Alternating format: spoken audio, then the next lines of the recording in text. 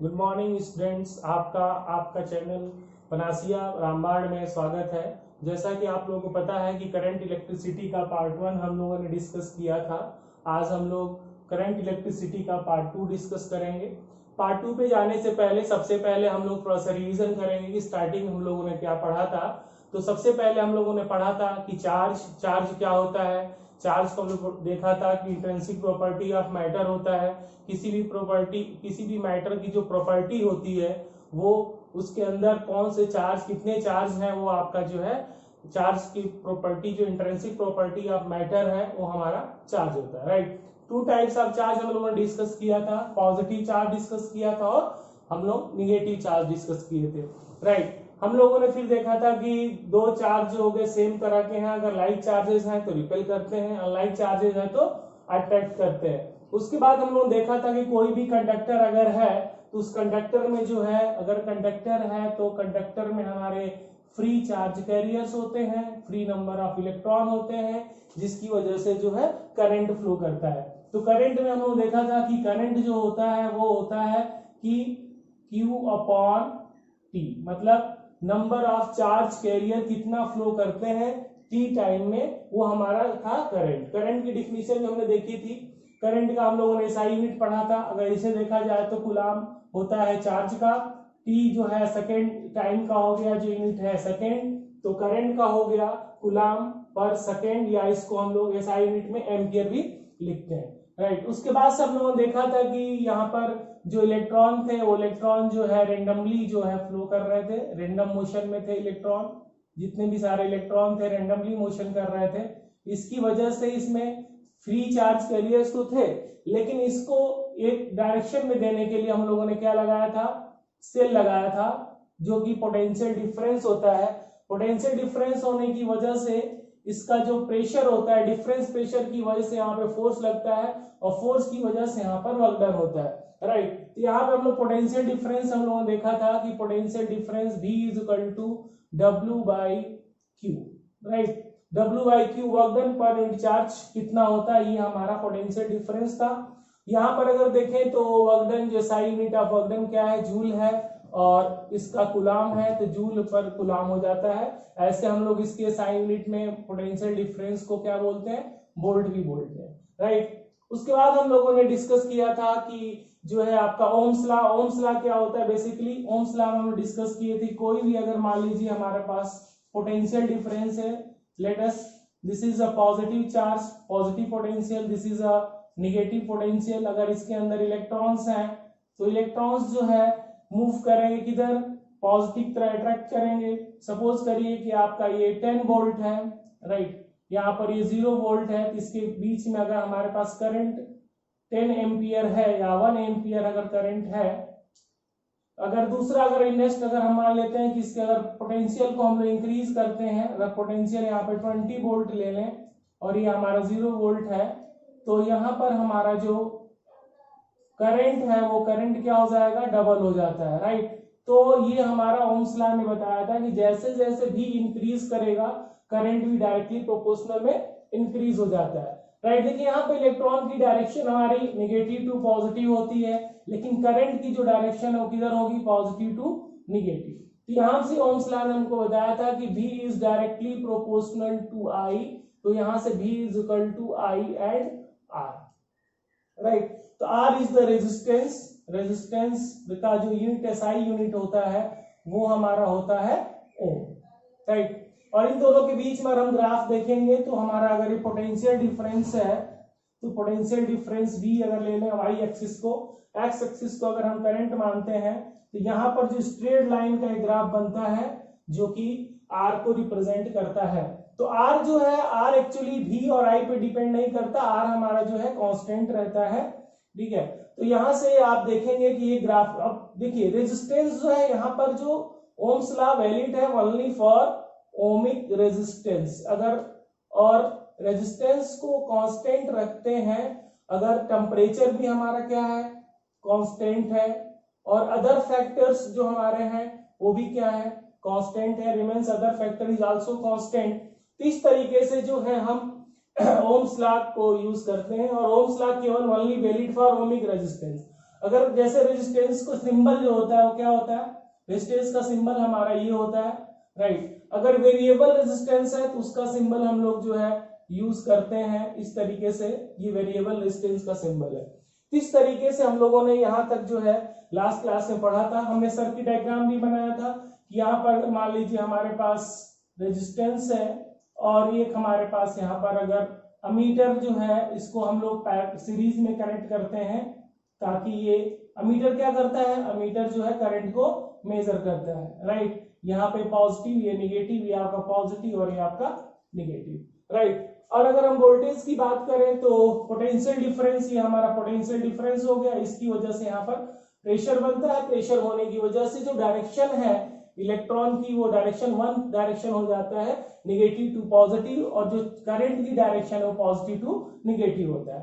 अगर देखिए सर्किट में अगर हमको लगाना है क्या, अगर हम पोटेंशियल डिफरेंस को मेजर करना चाहते हैं तो पोटेंशियल डिफरेंस को मेजर करने के लिए हम लोग पोटेंशियोमीटर लगाते हैं जो कि पैरेलल में होता है, पैरेलल ऑफ द रेजिस्टेंस। इस रेजिस्टेंस के पैरेलल में अगर हम पोटेंशियोमीटर लगाएंगे तो ये हमारा पोटेंशियोमीटर जो है ये मेजर करता है किसको, पोटेंशियल डिफरेंस को, राइट। यहां तक हम लोग जो है चैप्टर 1 में पढ़ लिए थे। इसका हमने ओवरव्यू एक बार आपको जो है रिवीजन कराया ताकि चीजें आपको याद रहेंगी।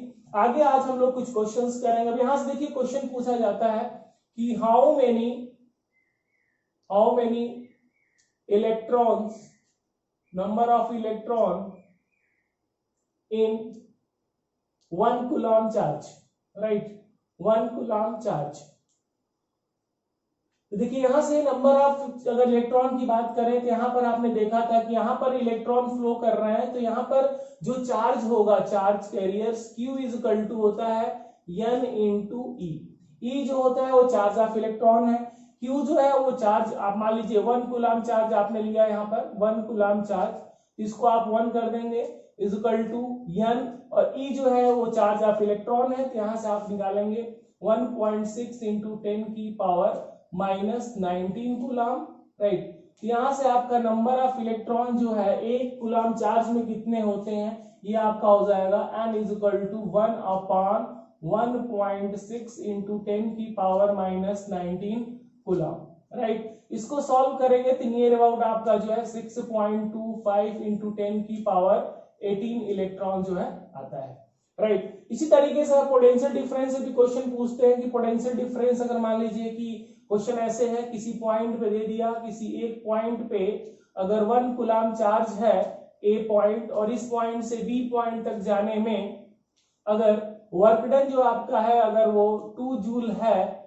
तो आपसे पूछ सकते हैं कि अगर पोटेंशियल डिफरेंस इसका फाइंड आउट करिए। तो पोटेंशियल डिफरेंस का फॉर्मूला क्या है, देखिए पोटेंशियल डिफरेंस हमेशा 2 पॉइंट के बीच निकालते हैं, ये सिंगल पॉइंट पे पोटेंशियल डिफरेंस नहीं होता है। अगर सिंगल पॉइंट पे पोटेंशियल डिफरेंस निकालेंगे तो उसके लिए आपको चार्ज को इंफिनिटी से लेके आना होता है, और इंफिनिटी पे हमारा पोटेंशियल क्या होता है, 0 माना जाता है, राइट। इसको अगर सॉल्व करेंगे, देखिए यहां से यहां तक गया तो आप लिखेंगे VB minus VA is equal to work done upon क्या, चार्ज, राइट। अब यहाँ पे देखिए चार्ज वर्क डन कितना होगा, 2 जूल है, तो 2 जूल हमने लिख दिया। चार्ज कितना है, 1 कूलम्ब है, तो इसका मतलब यहां से अगर हम देखें तो हमको पोटेंशियल डिफरेंस मिलता है कितना, 2 वोल्ट, राइट। अब क्वेश्चन ऐसे भी आ सकता है कि दोनों पॉइंट का पोटेंशियल डिफरेंस आपको दिया है और आपसे वर्क डन भी पूछ लिया, राइट। जैसे मान लीजिए कि अगर क्वेश्चन ऐसे आ जाए, ए पॉइंट है आपका ए, दूसरा आपका पॉइंट अगर बी है, राइट, और आपसे कहते हैं कि अगर यहाँ पे पोटेंशियल जो है अगर 2 वोल्ट है और यहाँ पर पोटेंशियल अगर 0 वोल्ट है, अगर चार्ज अगेन यहाँ पर अगर 1 कूलम्ब है, तो आपसे पूछते हैं वर्क डन फाइंड आउट करिए, व्हाट इज वर्क डन, ठीक है, work done from A to B तक जाने में। तो यहाँ तक अगेन हम लिखेंगे VA minus VB is equal to W by क्या, Q, ठीक। W बाई Q लिखने के बाद यहाँ पर देखिए VA कितना है, 2 वोल्ट माइनस कितना है, 0 volt is equal to work done आपको फाइंड आउट करना है, और चार्ज कितना है, 1 कूलम्ब, राइट। तो यहाँ से W आ जाएगा कितना, 2 जूल। इस तरीके से अलग अलग तरीके से क्वेश्चन इससे पूछे जाते हैं पोटेंशियल डिफरेंस से, और ये आपका हो गया ओम्स लॉ, राइट। आज हम लोग जो है नेक्स्ट डिस्कस करेंगे, नेक्स्ट टॉपिक डिस्कस करेंगे रेजिस्टेंस के बारे में। कि रेजिस्टेंस एक्चुअली जो है किस पे डिपेंड करता है। ओके, तो ये सब तो ओवरऑल रिवीजन था जो कि हम लोगों ने पार्ट 1 में पढ़ा था। देखिए आप लोगों को अगर कहीं कॉन्सेप्ट, देखिए हम ज्यादातर कोशिश करते हैं कि आपका कॉन्सेप्ट क्लियर हो, क्योंकि थ्योरी तो आप बुक से भी पढ़ लेंगे, जो कॉन्सेप्ट है वो क्लियर हो जाएगा तो आप अच्छे से फिजिक्स को समझ सकते हैं, राइट। नेक्स्ट हम लोग टॉपिक लेंगे रेजिस्टेंस, जो कि थोड़ा सा रेजिस्टेंस के बारे में देखेंगे कि रेजिस्टेंस किस किस फैक्टर पे डिपेंड करता है, रेजिस्टेंस किस किस फैक्टर पे डिपेंड करता है। सबसे पहले हम देखते हैं जो कि बच्चे बहुत सारे गलत करते हैं, जैसे हम लोग कभी प्रैक्टिकल के वाइवा में या कभी पूछ देते हैं तो बहुत सारे बच्चे गलत जो है आंसर देते हैं। जैसा कि ओम्स लॉ हम लोग देखा कि V is equal to I R, right, तो R इज इक्वल टू हो गया V अपॉन आई। अब बच्चों से पूछा जाता क्वेश्चन की बताओ जो है रेजिस्टेंस कैसे वैरी करेगा, अगर रेजिस्टेंस को, अगर हम वोल्टेज को इंक्रीज करेंगे तो रेजिस्टेंस क्या होगा। तो ज्यादातर बच्चे ये कहते हैं कि सर अगर हम वोल्टेज को इंक्रीज कर देंगे तो रेजिस्टेंस भी हमारा क्या हो जाएगा, इंक्रीज हो जाएगा, जो कि बिल्कुल गलत आंसर है, राइट। अगेन भी ये कहते हैं कि करंट को अगर इंक्रीज करेंगे, करंट को इंक्रीज कर दिया हमने तो हमारा जो रेजिस्टेंस है वो क्या हो गया, डिक्रीज हो गया, ये भी बिल्कुल गलत है। ध्यान रखिए कि जो भी रेजिस्टेंस हमारा जिस भी मटेरियल से बनता है उस मटेरियल पे डिपेंड करता है, और एक बार ये रेजिस्टेंस बन गया तो इसकी वैल्यू क्या हो जाती है, कांस्टेंट। मतलब जो R है वो ना तो V पे डिपेंड करता है और ना तो I पे डिपेंड करता है। देखिए सर्किट डायग्राम जिसको हम लोग समझेंगे, मान लीजिए ये आपका रेजिस्टेंस है और इस रेजिस्टेंस में अगर हमने यहाँ पर एक पोटेंशियल डिफरेंस लिया, राइट, ये आपका पॉजिटिव टर्मिनल, ये आपका नेगेटिव टर्मिनल, ये आपका वोल्टेज भी high potential to lower potential, right. देखिए आपका जो करंट है वो किधर जाएगा, करंट की डायरेक्शन इधर होगी, पॉजिटिव टर्मिनल से नेगेटिव टर्मिनल, हायर पोटेंशियल से लोअर पोटेंशियल। यहां से देखिए अगर चार्ज जो इलेक्ट्रॉन का मूवमेंट होता है, इलेक्ट्रॉन का मूवमेंट होता है lower potential to higher potential, और आपका जो करंट का मूवमेंट होगा वो हायर पोटेंशियल से लोअर पोटेंशियल।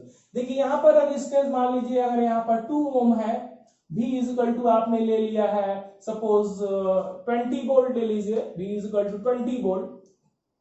यहां पर जो आपने रेजिस्टेंस 2 ओम ले लिया है, एक बार अगर ये रेजिस्टेंस बन चुका है तो ये जो वैल्यू है वो क्या हो जाती है, कांस्टेंट हो जाती है। फिर वोल्टेज, जो बैटरी आपने जो सेल बना ली, जिस सेल के अंदर आपने केमिकल मैकेनिज्म किया, उसकी वजह से जो पोटेंशियल डिफरेंस है उस सेल के अंदर वो भी लगभग क्या हो जाता है, कांस्टेंट। तो यहां से वेरी क्या करेगा, करंट वेरी करेगा। मतलब अगर ये 2 ओम का रेजिस्टेंस निकाल करके आप अगर दूसरा 4 ओम का रेजिस्टेंस निकाल देंगे तो करंट जो होगा वो वेरी करेगा। तो current I is equal to क्या हो गया, V बाई R, राइट। तो V बाई R में V कितना है, 20 volt, V is equal to 20 volt, और R कितना है आपका 2 ओम, तो यहां से आ गया 10 एम्पियर, राइट।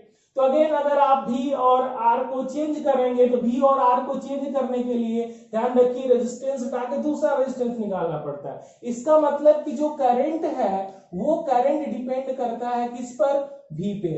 करंट अगर V को हम इंक्रीज कर देते हैं, V को हमने क्या कर दिया, इंक्रीज कर दिया, तो V को अगर हम इंक्रीज कर देंगे तो करंट भी क्या हो जाएगा, इंक्रीज हो जाएगा। R को अगर हम इंक्रीज करते हैं तो करंट हमारा क्या हो जाएगा, डिक्रीज हो जाएगा। आपको पिछले वाले लेक्चर में, जिसको जो नहीं अभी समझ रहे हैं वो पिछले लेक्चर में थोड़ा सा और क्लियरिटी समझ में आ जाएगी, पार्ट 1 में उसको पढ़ें। देखिए R के बारे में हमने डिस्कस किया था कि R जो होता है वो क्या करता है, वो अपोज करता है। अपोज किसका करता है, opposes to the flow of electron, flow of electron. हमने लास्ट लेक्चर में, पिछले लेक्चर में बताया था, जो हमने करंट इलेक्ट्रिसिटी का पार्ट 1 देखा था, उसमें opposite of flow of electron कैसे करता है। चलिए यहां भी थोड़ा देख लेते हैं कि कोई कंडक्टर है तो कंडक्टर में क्या है, number of free charge electrons होते हैं।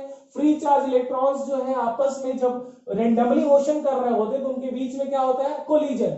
कोलिजन की वजह से जो है वो चार्ज का फ्लो क्या करता है, अपोज करता है। इसका मतलब कि रेजिस्टेंस अगर इंक्रीज हो रहा है तो opposite to flow of electron क्या होगा, इंक्रीज होगा, राइट। यहां से अगर रेजिस्टेंस बढ़ेगा इसका मतलब करंट कम फ्लो करेगा, वोल्टेज बढ़ेगा तो यहां से मतलब करंट कम फ्लो करेगा, राइट। इस तरीके से इसको हम समझेंगे। रेजिस्टेंस जो है अगर आपसे कोई पूछता है तो आपको अभी भी ये बताइए कि रेजिस्टेंस जो है वोल्टेज पे डिपेंड करता है, रेजिस्टेंस जो है आपका करंट पे डिपेंड करता है। ये गलत बात है, इसको आपको नहीं बताना और याद रखना है, राइट। अब देखिए हम देखते हैं कि रेजिस्टेंस डिपेंड किस पे करता है। देखिए हम लोग कंडक्टर पे अगेन चलते हैं। कंडक्टर हमारा है, मान लीजिए कंडक्टर, इस कंडक्टर की लेंथ ले लेते हैं कुछ हम L, राइट, और इसका क्रॉस सेक्शन एरिया ले लेते हैं A, right.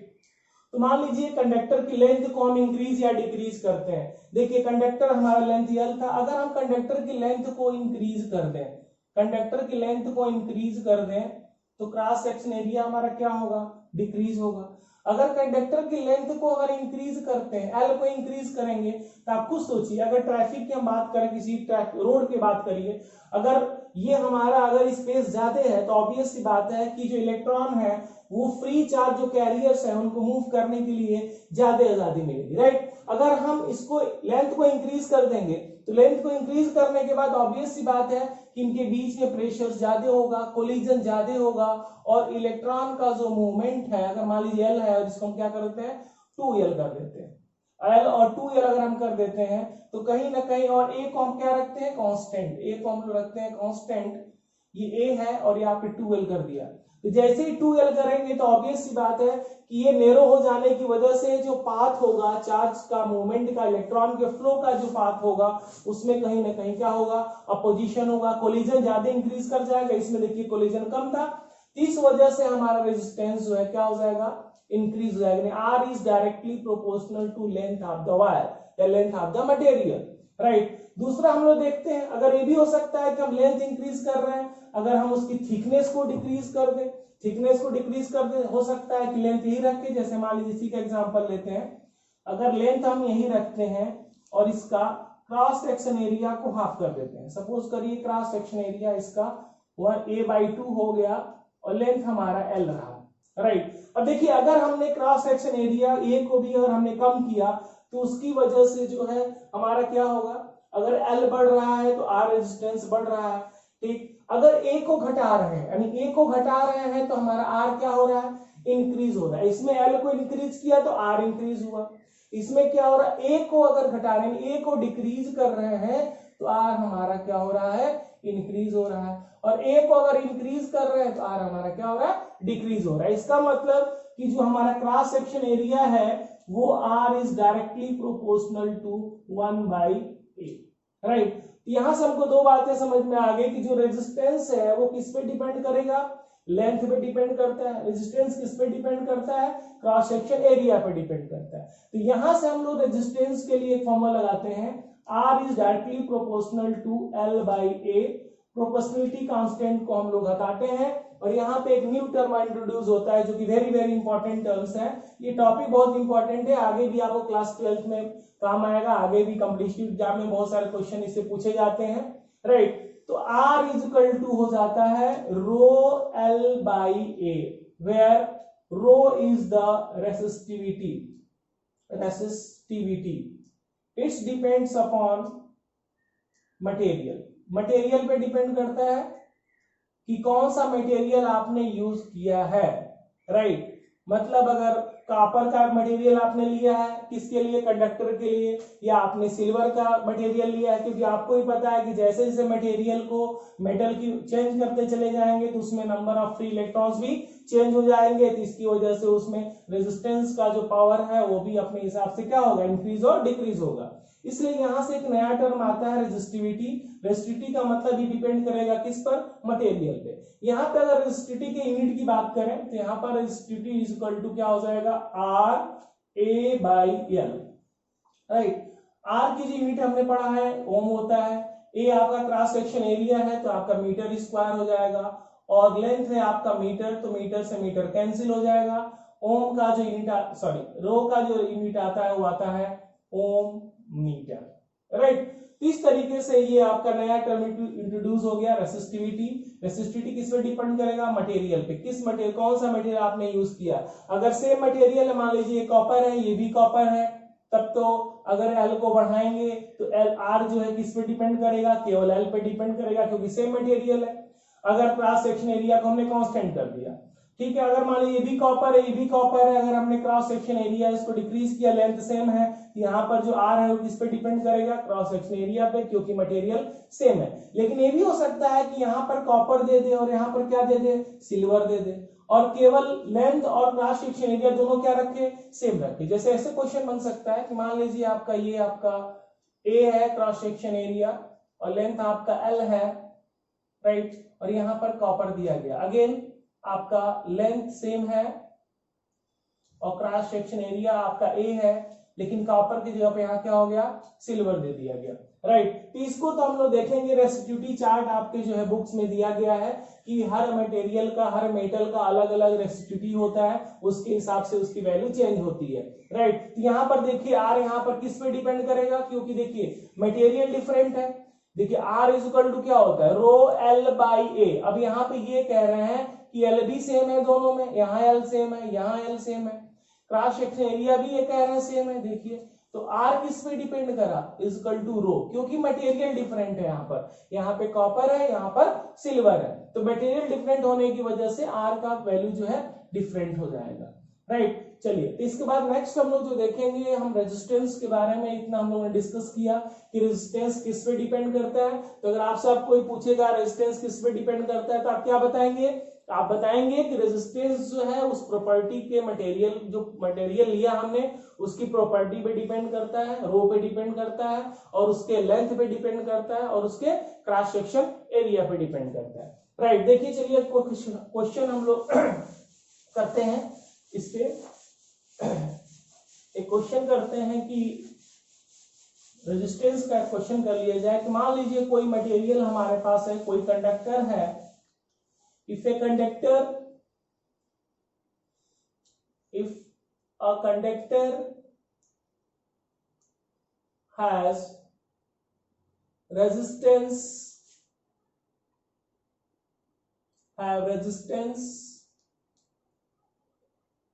R and length L and cross section area is A.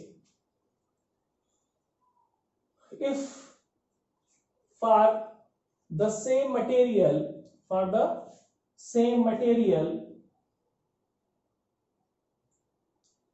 if changes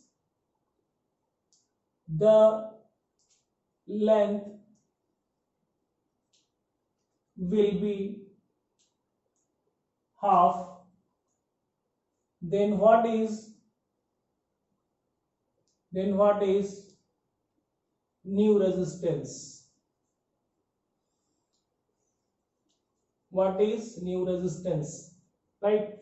देखिए इस क्वेश्चन को कैसे करेंगे, अगर आपके पास एक कंडक्टर है, ये बोल रहे हैं कंडक्टर जो है सेम मटेरियल का है, तो आप सेम मटेरियल है, इसका मतलब कि रो क्या हो गया, कांस्टेंट। यहाँ पर मान लीजिए ये आपका क्रॉस सेक्शन एरिया ए है, ये आपका लेंथ यहाँ पर एल है, और ये आपसे कह रहे हैं कि यहाँ पर जो सपोज करिए कोई कंडक्टर है जो सेम है, अगर तो ले लीजिए रो यहाँ पर होगा, ये मटेरियल पे डिपेंड करेगा। नेक्स्ट ये कह रहे हैं कि लेंथ को हाफ कर दिया गया, राइट। देखिए लेंथ को अगर हाफ करेंगे, राइट, लेंथ को हाफ कर दिया गया, लेंथ को हाफ करने से लेंथ को डबल कर दीजिए, if changes the length will be double करिए, इसको दोगुना कर दीजिए, राइट। हाफ से भी हो सकता है, कोई इश्यू नहीं है। देखिए अगर लेंथ को हम डबल कर दिए, तो लेंथ को अगर डबल करेंगे तो आप खुद सोचिए कि अगर लेंथ को डबल करेंगे तो यहाँ पे बच्चे गलत क्या करते हैं, यहाँ पर लेंगे कि R1 सपोज करिए R रेजिस्टेंस है, R1 is equal to rho L by A, right. फिर अगेन इन्होंने कहा कि लेंथ जो है अधिक हो गया है, तो यहां से क्या निकालेंगे, देखिए R है कितना, R है, ये रो है, L बाई ए है। अगेन यहाँ पर क्या करेंगे, न्यू रेजिस्टेंस R डैश आपको निकालना है, तो रो L बाई 2L है ना, दो गुना हुआ है, तो 2L अपॉन ए, और रो की वैल्यू यहां से फाइंड आउट करेंगे, रो इज इक्वल टू क्या होगा, RA बाई L, ठीक है। तो R dash is equal to हो जाएगा रो इंटू 2L, सॉरी रो की वैल्यू रखी यहाँ पर तो रो की वैल्यू कितनी है, R A upon L into 2l upon A. यहां से एल एल कैंसिल हो गया, ठीक है, ए से ए कैंसिल हो गया और R dash is equal to हो गया 2r, मतलब न्यू रेजिस्टेंस उसका डबल हो गया, जो कि बिल्कुल गलत है। बच्चे इसे करते हैं, डायरेक्ट वैल्यू को रख देते हैं, ठीक है, और यहाँ पर ऑप्शन में आपको दिया भी रहेगा, ये गलती आप करते हैं, राइट। इसलिए हमने आपकी गलती को, देखिए अगर आप जो गलती करते हैं ना, अगर उस गलती को रोक लेंगे तो सही तो अपने आप करेंगे। इसलिए आपको ज्यादा फोकस ये करना है कि जो गलतियां आपसे होती हैं वो गलती आपसे ना हो। इसीलिए हमने करके दिखाया कि ये गलती आप एग्जाम में करते हैं, पेपर में आता है कि बताइए अगर कोई कंडक्टर है, उसका लेंथ L है, क्रॉस सेक्शन एरिया A है, रेजिस्टेंस अगर R है, तो बताइए अगर उसके लेंथ को डबल कर दिया जाए तो नया रेजिस्टेंस क्या होगा, राइट। तो आप यही करते हैं, डायरेक्ट आप वैल्यू को पुट करते हैं और आंसर निकालकर 2r रख देते हैं, जो कि बिल्कुल गलत है। आप ध्यान नहीं देते यहाँ पर कि आप खुद सोचिए कि अगर ये हमारा मार्कर है और इस मार्कर में अगर हम इस मार्कर के लेंथ को इंक्रीज करेंगे, सपोज करिए लेंथ को मैं इंक्रीज कर रहा हूं, तो लेंथ को इंक्रीज करेंगे तो ऑब्वियस सी बात है कि इसका जो क्रॉस सेक्शन एरिया जो ए है वो भी तो कहीं ना कहीं डिक्रीज करेगा। ये भाई जो इसकी जो थिकनेस है वो थिकनेस भी तो डिक्रीज करेगी और लेंथ इसको बढ़ा रहा है, तो ये बात आपको सोचनी होगी यहाँ पर कि अगर हम लेंथ को इंक्रीज कर रहे हैं, अगर ये लेंथ है क्रॉस सेक्शन एरिया ए है, सॉरी, तो यहां से अगर लेंथ को अगर हम बढ़ा रहे हैं, सपोज करिए, राइट, ये आपका लगभग अगर इसको हम 2l कर रहे हैं तो 2l करने के बाद हमारा जो क्रॉस सेक्शन एरिया वो क्या हो जाएगा, a/2 हो जाएगा, राइट। ये अगर आप इसको देखकर अगर अप्लाई करते तो आपका आंसर सही होगा। चलिए इससे देखते हैं कैसे होगा। तो अगेन r तो कंफर्म है, r is equal to rho L/A, rho की वैल्यू यहां से निकाल लेंगे क्योंकि हमारा ये भी मटेरियल और ये मटेरियल दोनों क्या है, सेम है, तो रो की वैल्यू होगी RA/L। अब देखिए रो डैश, सॉरी यहां से R डैश निकालते हैं, न्यू रेजिस्टेंस की बात कर रहे हैं, तो R dash is equal to again क्या होगा, rho L dash upon A dash, right. तो रो R डैश, रो कितना है RA अपॉन L, ठीक है। अब L डैश का मतलब नया वाला जो लेंथ है कितना है, डबल है, यानी इसका मतलब 2L, राइट। और हमारा जो क्रॉस सेक्शन एरिया है वो A डैश, नया जो क्रॉस सेक्शन एरिया क्या हो गया, हाफ हो गया, तो हाफ हो गया मतलब A/2, राइट। यहां से L कैंसिल हो जाएगा, A कैंसिल हो जाएगा, ये ऊपर जाएगा मल्टीप्लाई हो जाएगा, तो R dash is equal to आ जाएगा आपका 4R, right. This is correct answer, ये आपका सही आंसर है। मतलब अगर लेंथ को बढ़ा दे रहे हैं और आपसे ये नहीं कहते हैं कि क्रॉस सेक्शन एरिया क्या हुआ, तो आप ये मान लीजिए कि अगर लेंथ को इंक्रीज कर रहे हैं, डबल कर रहे हैं, तो क्रॉस सेक्शन एरिया क्या हो जाएगा, हाफ हो जाएगा। उसी तरह से पहले हमने लिखा था यहाँ पर कि अगर लेंथ को हाफ कर दिया जाए, तो आप खुद सोचिए अगर लेंथ को हाफ कर देंगे तो इसकी थिकनेस क्या हो जाएगी, इंक्रीज हो जाएगी, और लेंथ को हाफ करेंगे तो क्रॉस सेक्शन एरिया क्या हो जाएगा, डबल हो जाएगा। तो आप उसको हाफ लेकर भी सॉल्व कर सकते हैं, राइट। नेक्स्ट हम लोग टॉपिक देखेंगे जो है, ये क्वेश्चन हो गया आपका रेजिस्टेंस पर, फैक्टर किस किस फैक्टर पे जो है रेजिस्टेंस डिपेंड करता है, ये आपने देखा, राइट।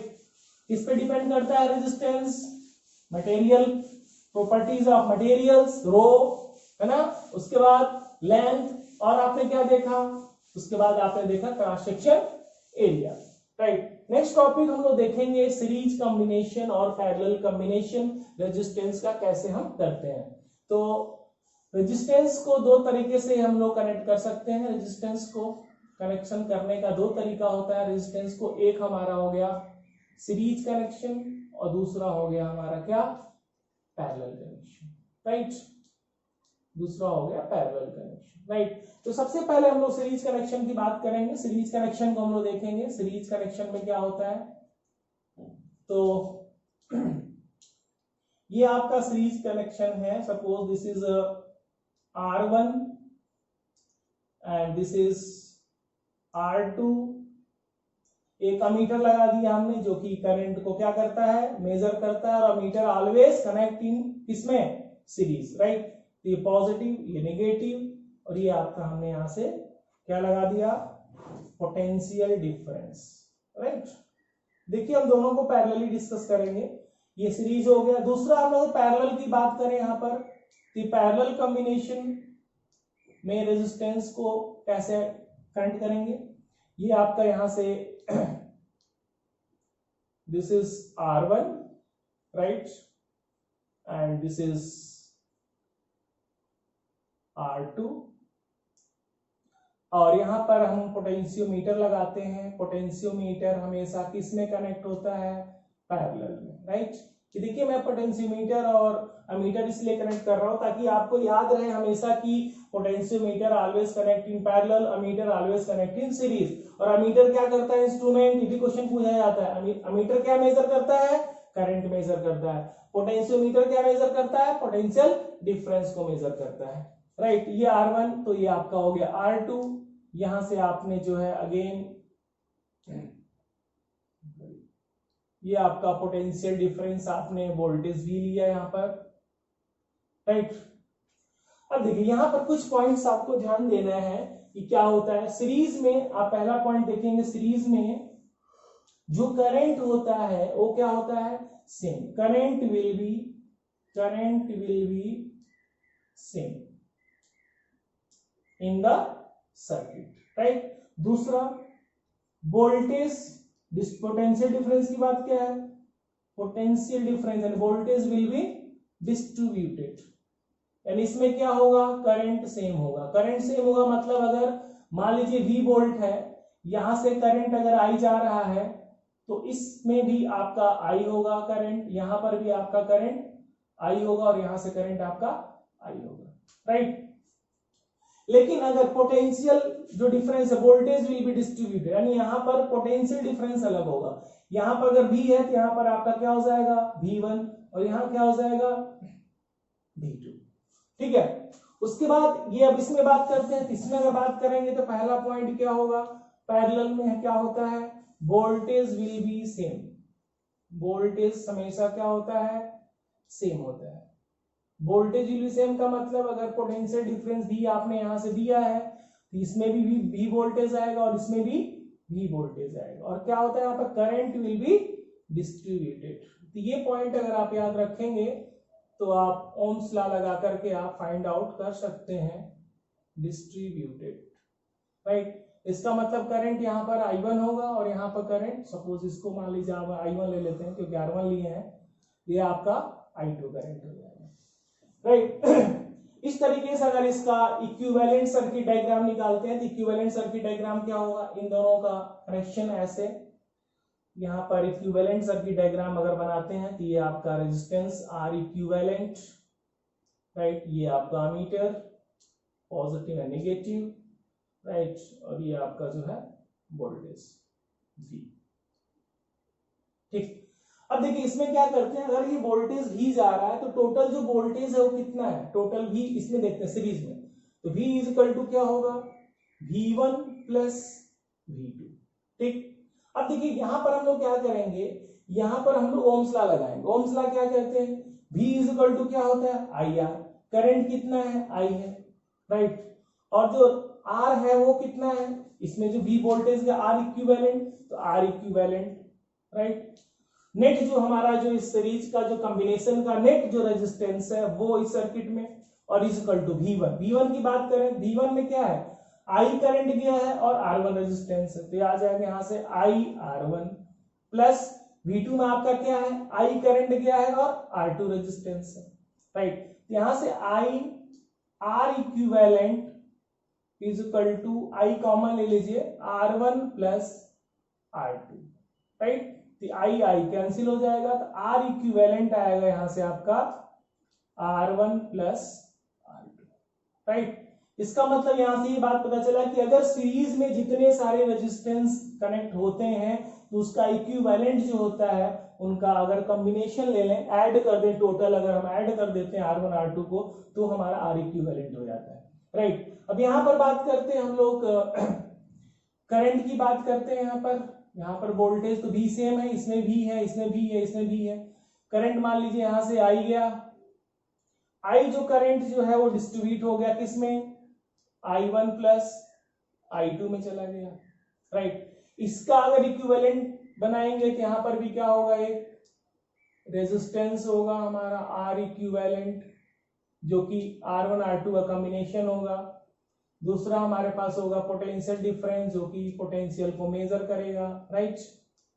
और ये आपका हो जाएगा बी, ये करंट, राइट। यहां से आई अगेन इसमें भी ओम्स लॉ लगाते हैं, तो आई इज इक्वल टू क्या होगा, V is equal to I R, तो आई इज इक्वल टू क्या हो जाएगा, V is equal to I R, तो I is equal to V upon R. तो यहाँ पर टोटल वोल्टेज इक्विवेलेंट में कितना है V, और R कितना है R equivalent, right, is equal to I1 कितना हमारे पास I1 V1 R1, V R1 V same है तो V सेम है, और यहां से हमारा हो गया R1 V R1 V upon R1, right, plus V2 I2 कितना हो जाएगा V अपॉन R2, तो अगेन यहां से V upon R equivalent, right, is equal to V को कॉमन लेंगे तो आ जाएगा 1 upon R1 plus 1 upon R2, V आपका कैंसिल, तो 1 upon R equivalent is equal to 1 upon R1 plus 1 upon ये R2 होगा आपका, राइट। इस तरीके से यहाँ पर रेसिप्रोकल होकर के ऐड हो रहा है। इस तरीके से हम लोगों ने जो है रेजिस्टेंस के सीरीज और पैरेलल कॉम्बिनेशन को देखा। नेक्स्ट वीडियो में हम लोग जो है देखेंगे कि जो है इस पे नंबर ऑफ क्वेश्चंस कैसे होते हैं, सर्किट को सॉल्व कैसे किया जाता है, और हीटिंग इफेक्ट क्या होगा, ठीक है, वो पावर कैसे फाइंड आउट करते हैं, ये हम लोग नेक्स्ट वीडियो में पार्ट 3 में हम लोग डिस्कस करेंगे, ठीक है। वीडियो आपको पसंद आए तो आप लाइक करें, कमेंट करें, सब्सक्राइब करें, और आपका इतना सारा प्यार आप लोग दे रहे हैं हमारे चैनल पर, इसके लिए आप लोगों को बहुत बहुत धन्यवाद। Thank you so much.